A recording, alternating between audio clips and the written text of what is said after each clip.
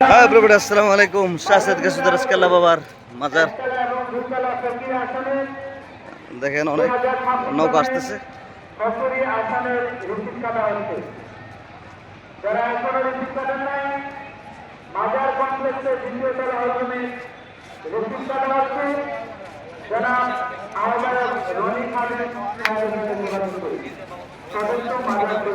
হাজার হাজার মানুষ আজ বৃহস্পতিবার।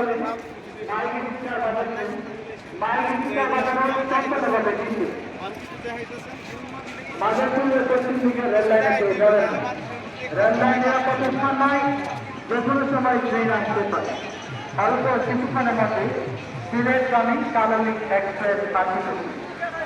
অল্প কিছুক্ষণের মধ্যে সিলেটগামী কালনী এক্সপ্রেস আসবে। রেললাইন শুয়ে গেছে। রেললাইনে কোনো গাড়ি বসালে